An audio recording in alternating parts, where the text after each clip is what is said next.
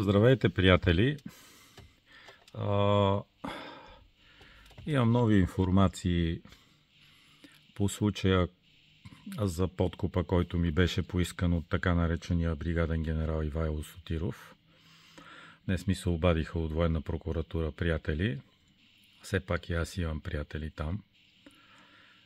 И ми казаха, че са се сезирали или са сезирани за сигнала, който подадох за поисканите подаръци и подкуп от така наречения бригаден генерал Ивайло Сотиров за назначаването на младши сержант Анастасия Стойнева от регионална служба Военна полиция София, старши специалист на бариерата на МО-1 от Радомир.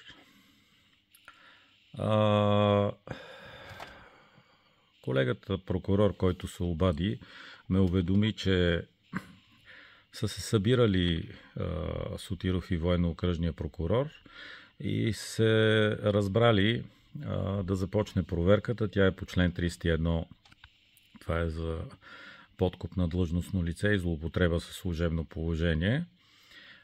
Да започне проверката, като уговорката на военно-окръжния прокурор и на така наречения бригаден генерал Ивайло Сотиров е така да бъде обърната проверката, че да ме изкарат, че едва ли не го набеждавам в това нещо.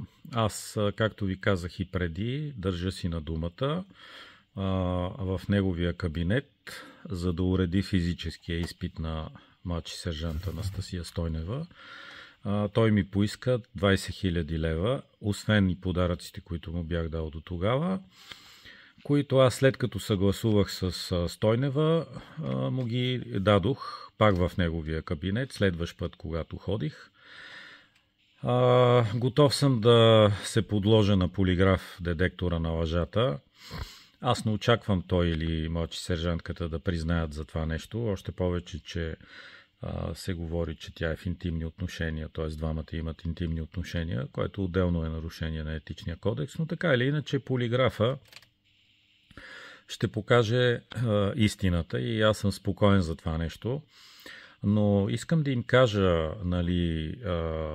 на господин окръжния прокурор, на следователя Владимиров, който е на 2 години и половина, 3 служба, който ще разглежда случая. Всъщност тези същите хора прикриха всички мои сигнали срещу младши сержант Анастасия Стойнева и нейния баща, които се опитаха да ме убият на 16 декември 2023 година. Тя постоянно ме набеждаваше, че съм и рязал гумите, запушвал аспуха, не знам и такива разни дивоти странни. Тогава от същия този следовател бяха приети за достоверни данните, които тя, майка и баща и братовчетка и интимни приятел Мартин Костов, защото тя има няколко, но един от тях бяха дали, т.е.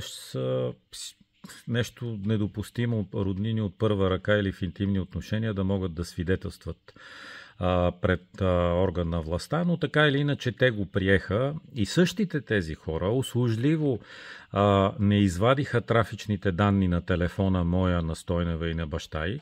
И тогава щеше да се разбере, че на 16 декември в 17 часа те са били до мен и щеше да се потвърди сигнала, но разбира се, под натиска на така наречения Ромео Радомирски и Сотиров, всичко беше приключено и заметено под килима, както казват старите служители.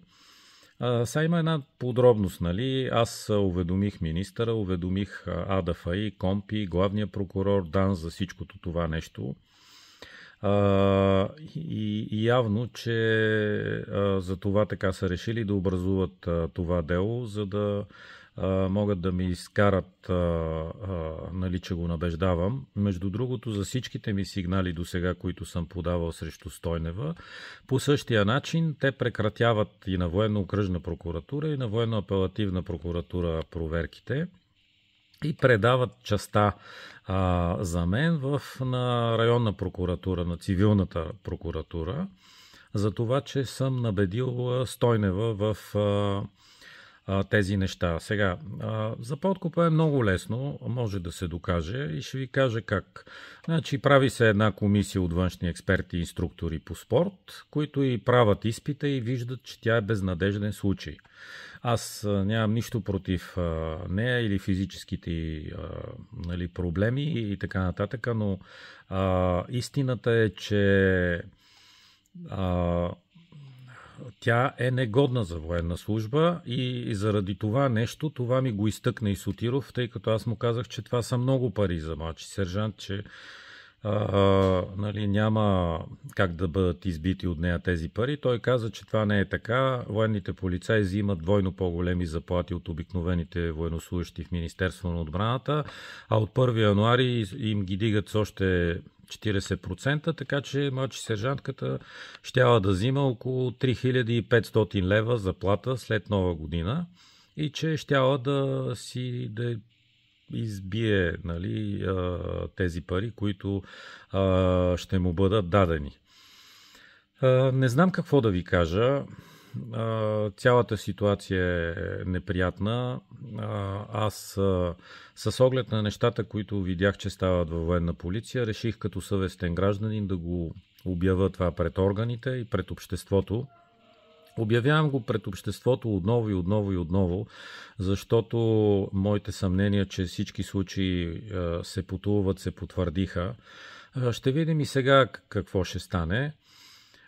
Но все пак се надявам нали, и на гражданското общество. Така привличам ви вниманието към цялата тази ситуация, която е абсурдна. Това е параграф 22, аз го повтарям постоянно. Не може военна полиция да разследва сама себе си и има невероятна симбиоза между военно-окръжна прокуратура, военно-апелативна прокуратура и военна полиция.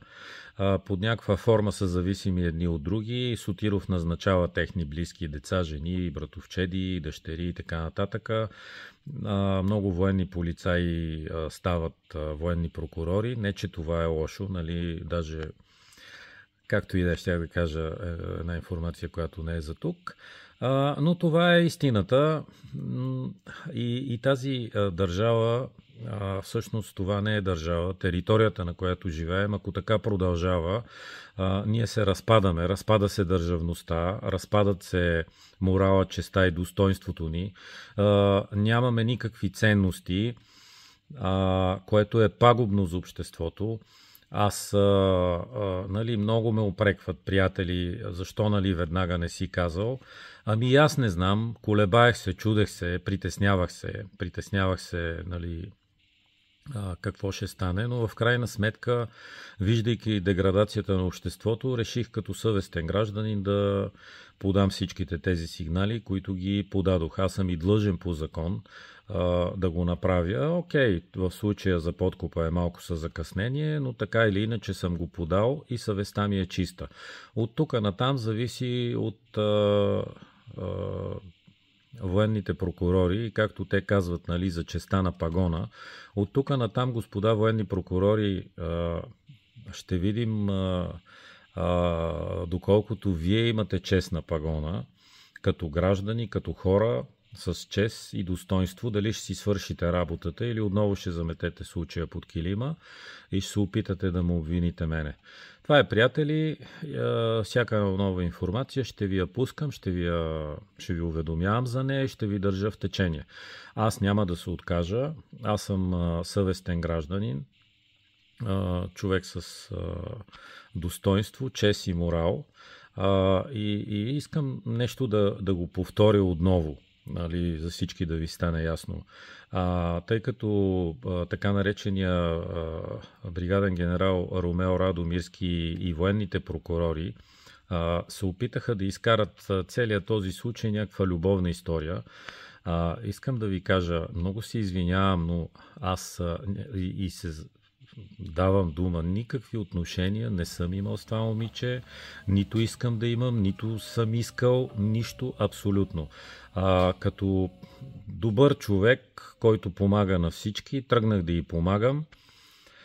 А, за съжаление, може би интимната връзка между тях двамата, неговата ревност или нейната, защото аз си казах, че не искам да се занимавам с нея повече след този случай. Да, тя ми е правила предложения, на които съм отказвал.